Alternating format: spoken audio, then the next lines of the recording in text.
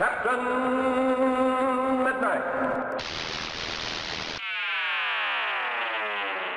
It's been a little over a year since the season 4 finale of Rick and Morty, which is a fairly long time for your average TV show. But for this show, that's an incredibly quick turnaround. I was pretty open about not loving the first half of season 4, but feeling like it really improved as it went on. And for me at least, season 5 seems to be starting out on really steady footing. When the show was renewed for 70 episodes back in 2018, one question became very clear. How would Dan Harmon, Justin Roiland, and the rest of the writers keep the show from becoming stale? Honestly, I was a little doubtful that they could pull it off. I mean, at the time, that was more than double the amount of episodes they had even produced. These days though, the odds are seeming a little better. Sure, not every episode has been a home run, but as a show with a really high bar of quality to clear, I'm often surprised by how often it manages to do it. But I guess I should get into some specifics and talk about what really worked for me in Rick and Morty's first episode of season 5. Oh, and of course, there will be spoilers. Hey you! Are you tired of the same old boring reality day in and day out? Well, now you can strap this box to your face! So going into this episode, I was actually pretty thrown off. I took the episode title, Mort Rick Andre, a bit too seriously and expected the whole thing to be a riff on 1981's My Dinner with Andre, where two old friends meet at a restaurant and the majority of the film is just their conversation. That just made a lot of sense to me, since Rick and Morty loves to experiment with its own format, and Dan Harmon has even done a homage to that movie before in Community Season 2's great episode Critical Film Studies. Turns out though, I was very off. Sure, the episode does involve two people who haven't seen each other in a long time meeting for drinks, but that's about where the comparisons end. The episode is divided into two pretty distinct plots, with a small Beth and Jerry C-plot, so I guess I'll just start with Rick and Mr. Nimbus. After the episode, I saw tons of people bringing up comparisons to Aquaman, which obviously makes sense, because on the surface they seem to have a lot in common. But I also got the feeling that Nimbus was a riff on a different superhero character, a slightly more obscure one, Namor the Submariner. Stronger than a whale, he can swim anywhere. He can breathe underwater and go flying through the air.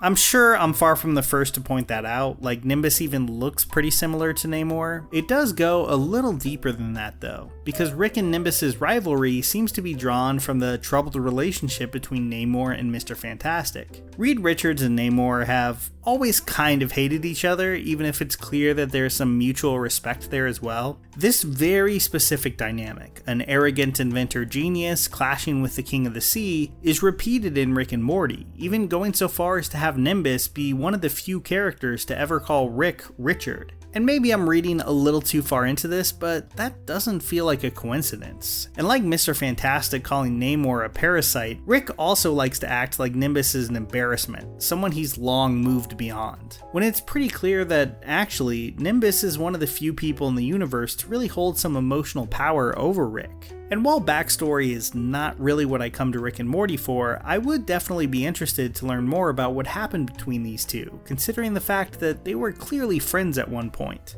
and what it has to do with Rick's now dead wife, Diane. I do wonder if the old Marvel comics might give us some hint of what that relationship might have been like. One of Namor's most notable traits is just how romantically obsessed he is with Sue Storm, aka the Invisible Woman and Richard's wife. Since the 60s, and even continuing on to the King in Black event just this year, there's always been a strange love triangle between the three of them, with Sue almost always tempted by Namor's charm. This is not unlike Nimbus either, so it kinda makes me wonder if Diane and Rick had a similar thing going on with him.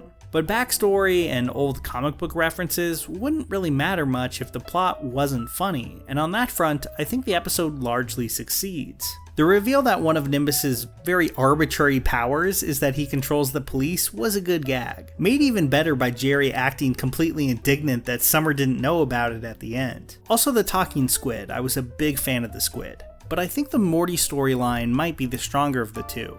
The episode opens with Morty thinking he's about to die and calling up Jessica for a date, sure that he'll be rejected. When she happily agrees and they survive, Morty is finally in the position he's been daydreaming about for basically the entire run of the series. There's a few things I want to talk about with this plot, but I think I'll start with Jessica herself. Let's be honest here, she's always been pretty underwritten, often serving the plot of the episode more than having much characterization of her own. And that's fine, TV shows, especially comedies, often need recurring characters like that.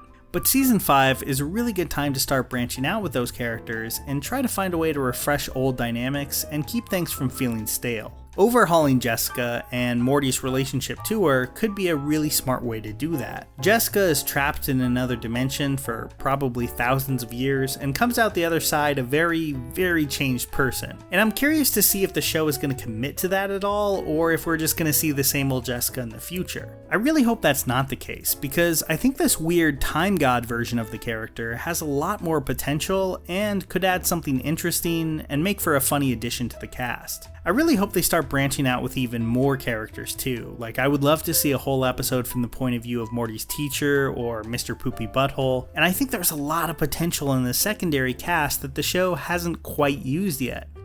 Anyway, Morty's storyline starts simply enough, with Rick making him grab some wine that he's having aged in a dimension where time moves faster than their own. He's helped by a kindly horse guy, Hoovy, played by Jim Gaffigan. But when Hoovy returns to the farm, he finds out that it's been at least a decade for his family, and his wife is now dead.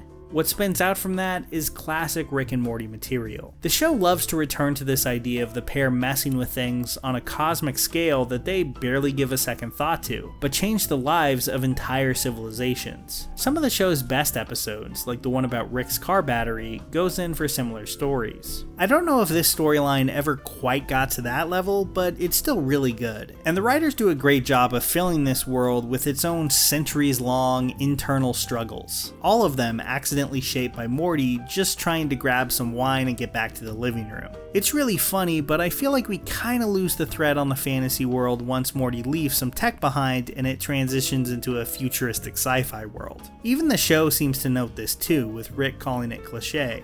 The rescue by Mr. Nimbus is also pretty expected, but it makes for some really fun moments.